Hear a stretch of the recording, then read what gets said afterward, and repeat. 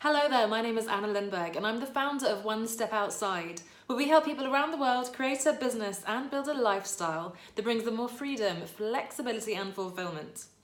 And we've had a pretty busy start to the year. The first few weeks of 2019 have been quite intense. We had the Client Generation Bootcamp a couple of weeks ago over in the One Step Outside Facebook group, and you may have seen me talk about the Fast Track Your Business in 90 Days program, which I launched and have already closed. And in fact, we're getting started with the first group already this week as we speak. So with those two activities in the past, I thought it was time for something new, and I'm launching a personal branding series. So this is something I've talked about in the past. It was part of the Client Generation Bootcamp and will be part of the business program that we're starting this week. But I think it's a really important topic and so relevant to us as business owners, and in fact, even if you're an employee as well. So I'll be doing a series of blog posts, videos, podcast episodes over the next few weeks on different aspects of this topic. And I wanted to start this week with why personal branding. And I think we all recognise the importance of a brand when it comes to a business. We need only think of big names like Nike or Apple and McDonald's in all sorts of different industries to realise how important a brand is.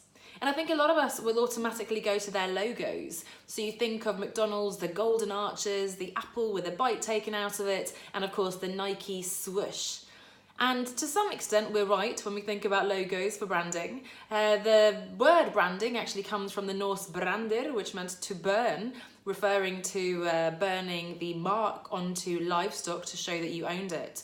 But of course, those brands that I mentioned, Nike, Apple, McDonald's, although they're very much now associated with those iconic logos, the brand itself is much more than just a graphic element. The brand is everything that business stands for, everything they've been doing and communicating and delivering in the many decades in which they've been operating. So okay, branding is important for a business, but it's also incredibly important for us as a business owner.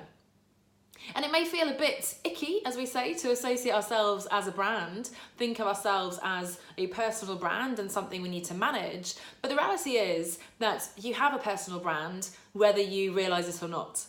So the choice is, do you want to manage it actively or do you want to just leave it to chance? Your brand is essentially what people are thinking and saying about you when you're not in the room. So how do they perceive you? What's the image you're portraying, perhaps subconsciously? How are they talking about you to other people? Are they recommending you? Are they positive, negative? What are the things they choose to highlight? And that's incredibly important.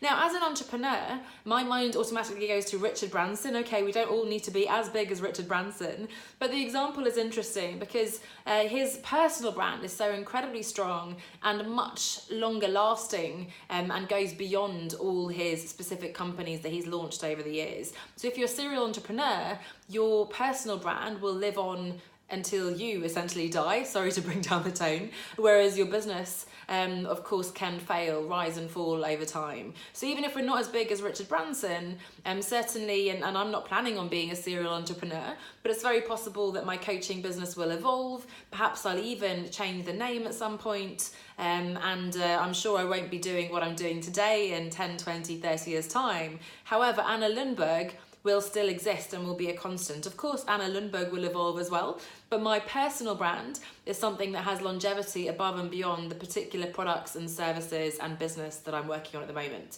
So think of that as an entrepreneur. You're going to last and need to last longer than your actual particular business.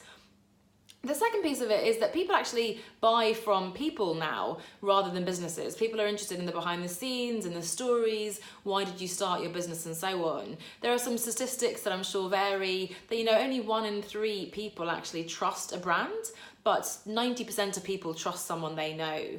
And of course, we can't get to know each and every single person in the online or even offline space. What we can do is make it easier for people to understand who we are, what we value, what we stand for, and a little bit more about us so that they can get to know, like, and trust us enough to perhaps buy from us at some point.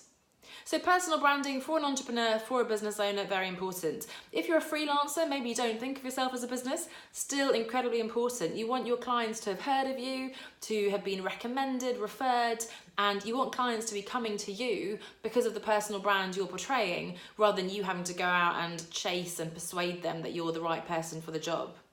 And as I hinted at the beginning, even if you're a full-time employee and have no plans perhaps to leave and start your business, a personal brand is still critical for you. So internally, you may not call it a personal brand, but if you're looking to have perhaps an interesting promotion or role that's coming up, very competitive, maybe there are lots of other people who want to travel to that country or whatever the role might be, then of course it's important that you have the personal brand within your organisation, within that department, with the senior management that will really stand you in good stead when it comes to be top of mind for that promotion or salary increase or whatever it might be. Similarly, if you're looking to change sector and change company only, you do need to also think about your personal brand outside of the company. So maybe you want to be thought of as a thought leader in your particular industry. And of course, if you're changing industry, you'll need to start thinking about how you can begin to craft a personal brand, perhaps in the new field as well. So those are a few thoughts around why your personal brand is important as a business owner or entrepreneur, as a freelancer, as an employee. And of course that begs the question, okay, so what do I do? If I think this is important, how can I now go about managing this? And it's not about lying, it's not about creating a fake persona, there's no point in trying to be someone you're not to be. It is just about getting clear about who you are, what you stand for, and then communicating that effectively. The truth is we don't have 100% control anyway over the image that people actually have of us, but we can certainly do our best to, on our side, project the image to be the person we want to be. So that was this week in terms of why personal branding is so important. I hope that's a little bit convincing to you, and I hope that triggers a little bit of intrigue and interest in the topic that we're going to be exploring over the next few weeks. So next week we'll be looking at how you can begin to find the story you want to tell, or rather maybe that you want to be told about you. We'll be looking at how to get comfortable with selling yourself, because that's effectively what we're doing and it feels a bit, again, icky and sleazy to us. And then looking more concretely about how we can really bring our personal brand to life online. So this is all coming up again, videos, blog posts, podcasts in the next few weeks. So I hope you'll join me for this personal branding series. And this week, again, keep an eye out for the blog post and the podcast episode, which will go into a bit more detail on why personal branding is so important. Thanks so much for watching, and I'll see you next week. Bye for now.